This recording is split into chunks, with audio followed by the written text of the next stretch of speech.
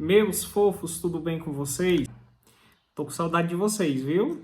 Como já me conhece, eu sou Cristiano Soares, o professor de História de vocês, e eu ousei nesta quarentena tentar fazer aqui uma videoaula para vocês. Não sei se vai sair bom, não sei se vai sair ruim, vocês vão me perdoando aí algum deslize. Eu também não tenho nenhum editor de vídeo, mas vou publicar lá no YouTube e passar o link para vocês estarem revisando isso aí. Eu cheguei a concluir o assunto da questão da República Velha para algumas turmas, mas para outras eu não consegui.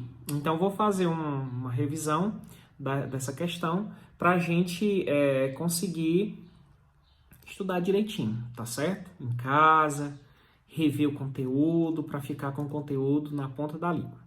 Como vocês sabem, desde o 7 de setembro de 1822, o Brasil se tornou independente de Portugal. E aí a gente teve o nosso primeiro reinado, que o Brasil se torna um império. E a gente tem como nosso imperador Dom Pedro I. Depois vem o período regencial, a partir de 1830, que é o período em que o Brasil foi governado por civis, porque Pedro II ainda era uma criança.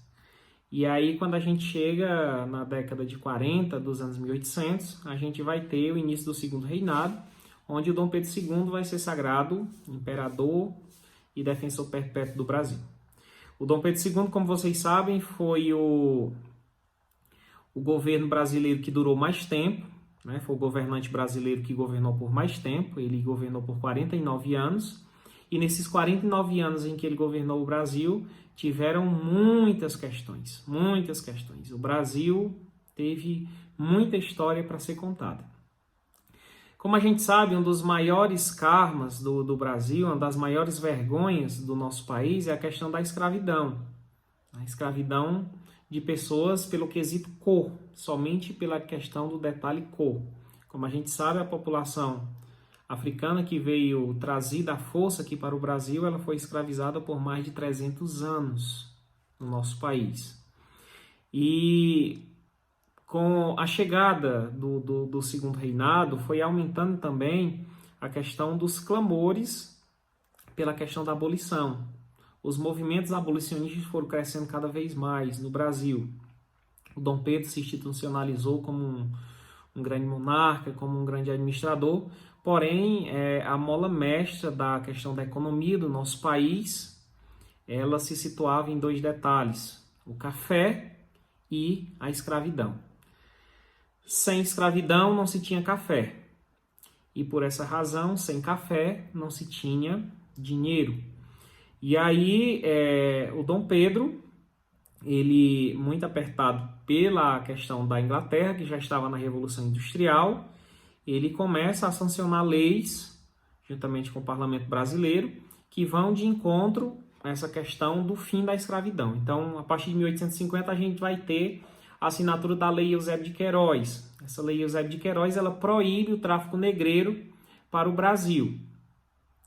Então, não se pode mais trazer escravos da África para o Brasil. Então, vai existir um tráfico aqui dentro do Brasil.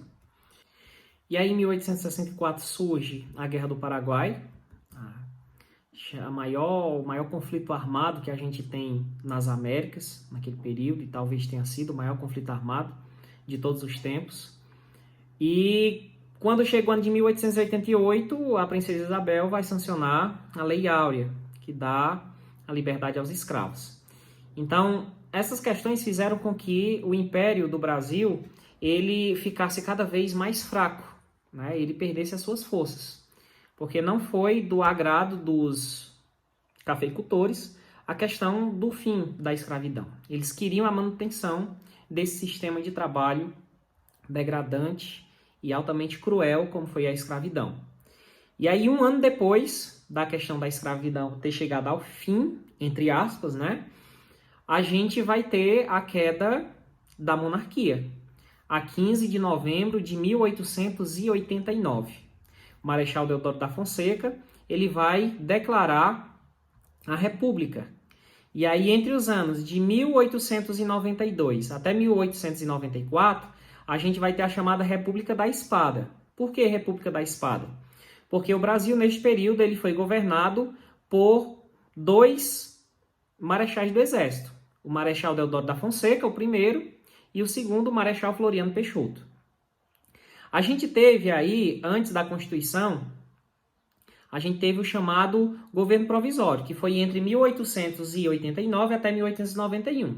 Em 1891 sai a segunda Constituição do Brasil e a primeira Constituição da República, e ela vai instituir o Marechal Deodoro da Fonseca como o primeiro presidente do Brasil. O governo do Marechal Deodoro foi um governo assim bem controverso, um governo assim muito atribulado.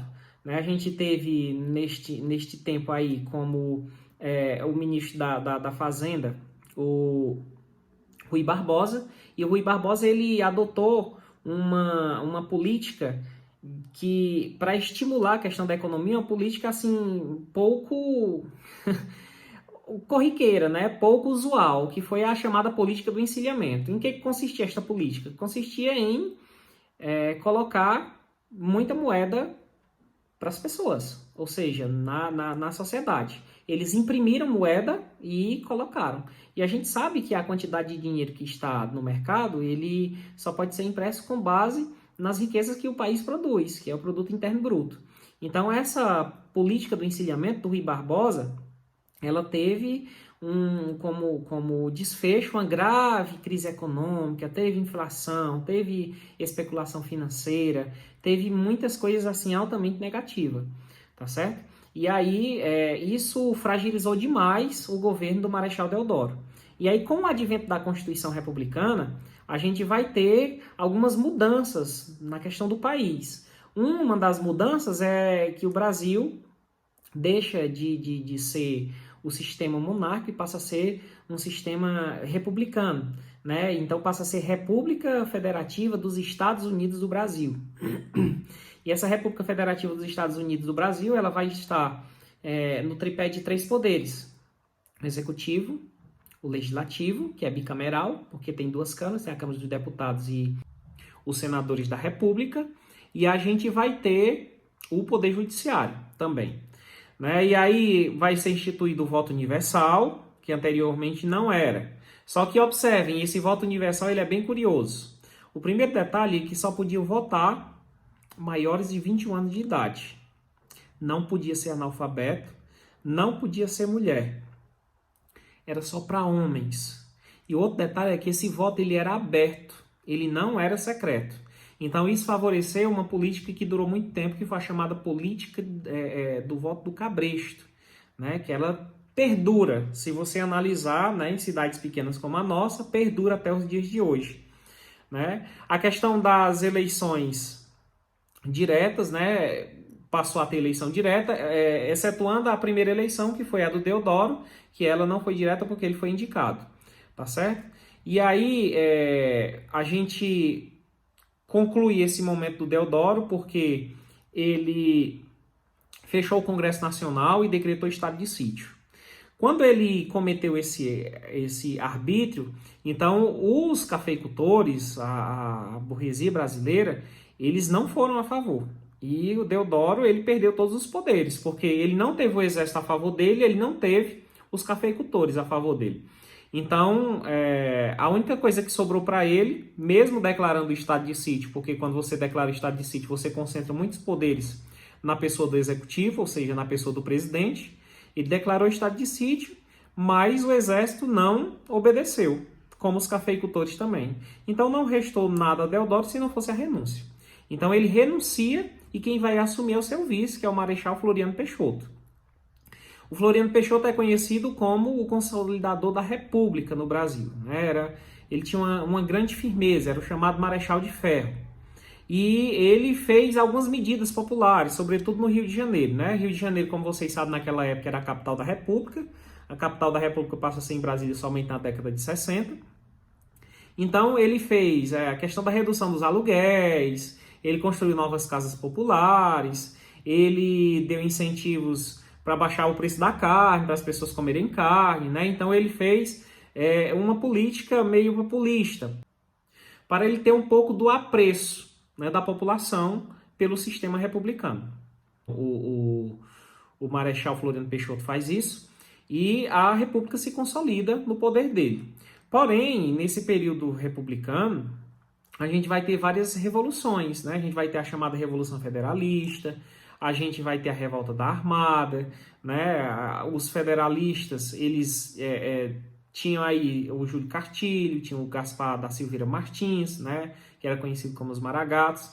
E aí, dentro destas revoluções, tinha aqueles que eram adeptos de que se voltasse o sistema monárquico e aqueles que eram defensores da República.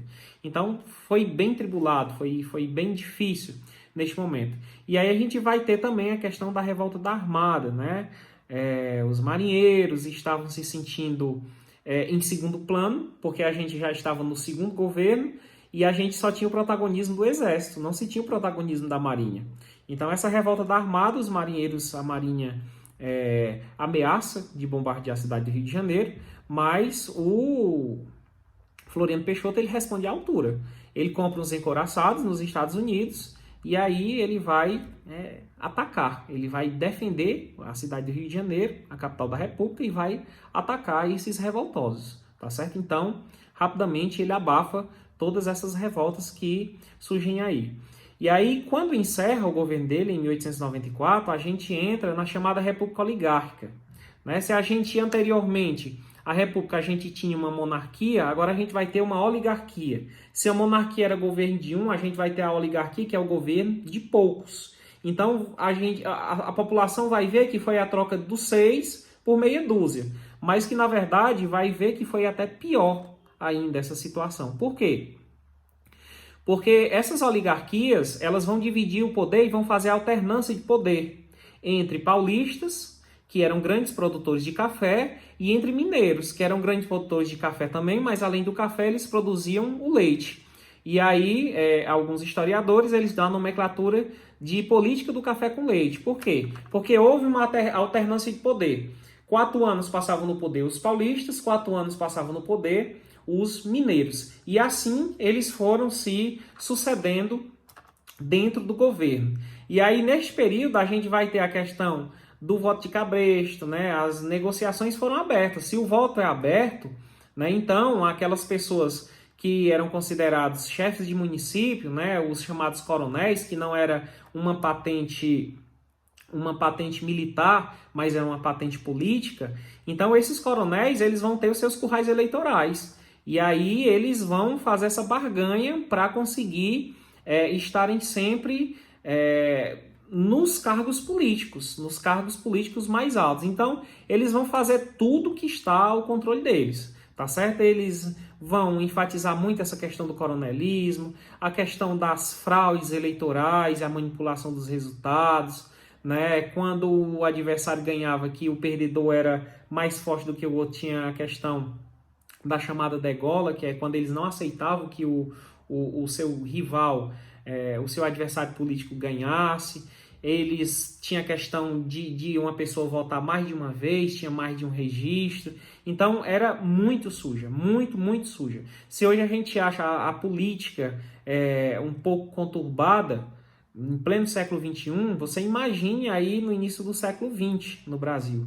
Era bem pior, eu lhes asseguro que era bem pior, tá certo? E aí, um dos expoentes dessa questão, dessa política oligárquica, como o Brasil tinha como motor, enquanto a Europa já estava na Revolução Industrial, na segunda Revolução Industrial praticamente, e os Estados Unidos também, o Brasil era o país do plantation, né? Ou seja, do café. E aí, das grandes marcas do governo oligárquico é a questão do Convênio de Taubaté.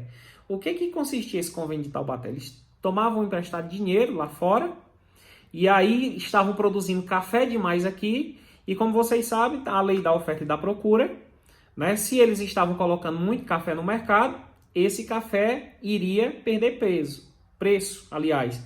Então, eles faziam com que o governo, que era feito por eles, cafeicultores, comprasse o excedente do café, que era para o café manter o padrão de preço. Para quê? Para quando acabasse o café do mercado, o governo vender aquele excedente que ele tinha comprado dos cafeicultores. Só que nunca acabava esse excedente do mercado. Então, o que acontecia? O governo tinha que queimar aquele café que ele comprou. E aí, o que acontece? O cafeicultor ele ia ganhar porque tinha vendido no mercado num preço bom e porque tinha vendido a outra parte ao governo, num preço melhor ainda. Então, os lucros iam para a iniciativa privada, ou seja, para os cafeicultores. E os prejuízos ficavam para quem? Para toda a população, que tinha que pagar impostos para que conseguisse manter as contas do país em dias que não eram mantidas, tinha que se recorrer a países do exterior para fazer empréstimo, contrair empréstimos com juros altos para poder pagar essas dívidas, né? Essas dívidas dentro do próprio país. E aí, nesse período também, pessoal, surgem os chamados movimentos messiânicos, né? Um desses principais movimentos que surge é o movimento de Canudos, Antônio Conselheiro. E aí o Antônio Conselheiro, ele vai falar muito enfaticamente contra a República. Por quê? Porque se aqui no Nordeste, no período do Império, se não se tinha a mão do Império aqui no Nordeste, da monarquia, os impostos também eram menores. Quando eu falo para aquelas populações pobres, bem pobres. Só que no período republicano, esses impostos conseguem chegar às pessoas mais pobres. Então, isso aí causa um desconforto muito grande. E o conselheiro, ele vai ser, bom conselheiro, como era conhecido pelas pessoas, ele vai ser essa voz que vai falar em nome dessas pessoas. E aí, ele vai construir uma cidade lá em Belo Monte, vai ter muitos adeptos, mais de 20 mil pessoas, e a gente vai conhecer como o Arraial de Canudos. E eles se tornaram muito prósperos.